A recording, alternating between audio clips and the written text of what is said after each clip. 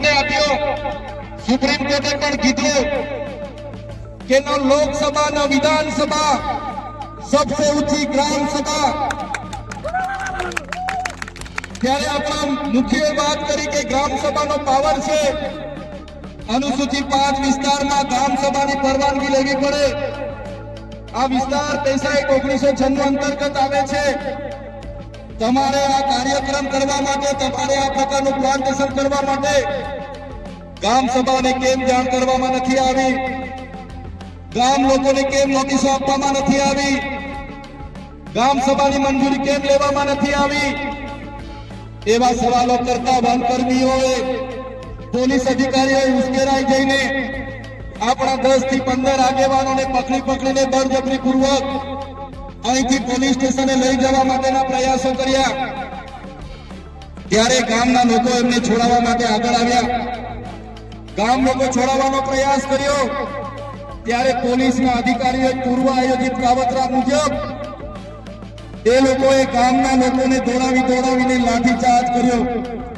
હમણાં જ ગામના મુખીએ, ગામના સરપંચે, એમને ગામના પોલીસ પટેલે મને કીધું કે લગભગ 32 થી 35 લોકો ગંભીર રીતે ઘવાયેલા છે, એમને ઈજાઓ પહોંચી છે અને એ લોકો પોલીસના ડરના કારણે સરકારી દવાખાનામાં નથી ગયા, પણ ઔષધિઓની દવા કરે છે, દેશી દવા કરે છે અને આજે પણ એ લોકોની સ્થિતિ ખૂબ જ ગંભીર છે। ત્યારે મિત્રો સવાલ એ થાય છે કે આ પ્રકારની સૂચના કોણે આપી પોલીસને? કયા ભાજપના નેતાઓએ પોલીસને મોકલ્યા? કયા ભાજપના નેતાઓના ઈશારે લાઠીચાર્જ થયો? કયા ભાજપના નેતાઓના ઈશારે અહીંયા 27 જેટલા ટીયર ગેસ છોડવામાં આવ્યા? અને કયા ભાજપના નેતાના ઈશારે અહીંયા 50 થી પણ વધારે રાઉન્ડ ફાયરિંગ કરવામાં આવ્યું? આ ફાયરિંગમાં નાસભાગ કરતા ઘણી માતાઓ, ઘણા બહેનો, ઘણા વડીલો ઈજા પામેલા છે। ત્યારે સાથીઓ, આપણો આદિવાસી સમાજ સંવિધાન અને સંવાદમાં માનનારો છે। આપણા લોકોએ સંવિધાનની વાત કરી, સંવાદની વાત કરી અને વન અધિકારીઓ અને પોલીસ અધિકારીઓએ એમનો સત્તાનો ઉપયોગ કર્યો। ભાજપના નેતાઓના ઈશારે આપણા લોકોને ડરાવવાનો, ધમકાવવાનો ઉપયોગ કર્યો, આપણા લોકો પર લાઠીચાર્જ કર્યો।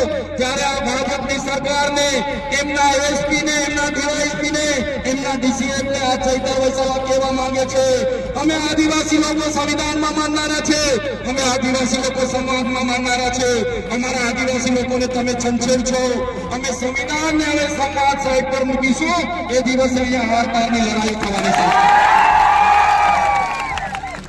આદિવાસી સમાજનો ઇતિહાસ તમે જોઈ લેજો। આઝાદીની લડાઈમાં અમારા ગુરુ ગોવિંદજી લડ્યા છે, ભગવાન બિરસા મુંડા લડ્યા છે, ટાટિયા નાયક લડ્યા છે, ખાટિયા નાયક લડ્યા છે, જલકારી બાઈ લડી છે, મહારાણા પ્રતાપનો ઇતિહાસ જોજો, અમારા પૂંજા ભીમ લડ્યા છે। ત્યારે આ સરકારોને અમે કહેવા માંગીએ છીએ, દેશની આઝાદીમાં પણ ઋત્વિક નાયક જેવા લોકોએ અમારા સ્વતંત્ર રાજ્યની સ્થાપના કરી હતી।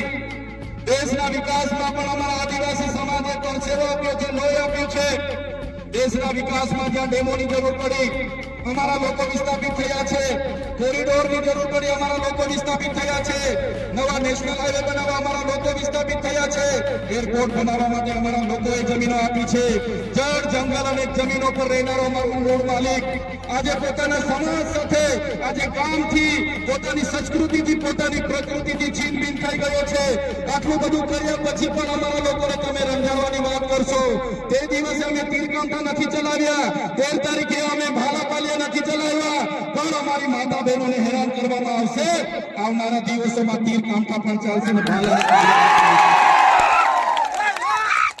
અમે વિકાસના સાથે અમારે કોઈ નિસ્બત નથી, વિકાસનો અમારે કોઈ વિરોધ નથી, પણ આદિવાસીઓના ભોગે વિકાસની તમે વાત કરો છો, એને અમે સંમત નથી।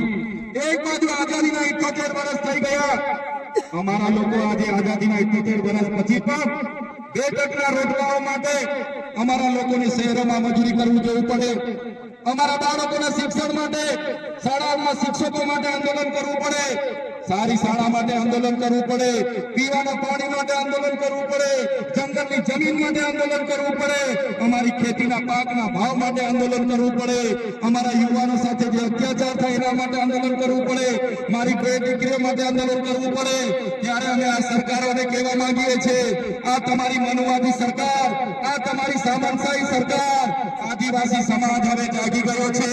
સરકારને અમે કહેવા માંગીએ છીએ, હવે અમારો સમાજ લડેંગે જીતેંગે, જિંદાબાદ મુર્દાબાદ. આગે બોલો, હાય સરકાર, હાય હાય. આવેદન નિવેદન હવે અમે કરવા માંગતા નથી. તમે પાડલિયા ગામ સાથે જે અત્યાચાર અમે કર્યો છે, જો આવનારા દિવસોમાં જે પણ લોકો પર એફઆઈઆર થઈ છે એ એફઆઈઆર રદ કરવામાં નહીં આવે તો આવનારા દિવસોમાં અમે પાલનપુર એસપી કચેરીનો ઘેરાવો કરીશું.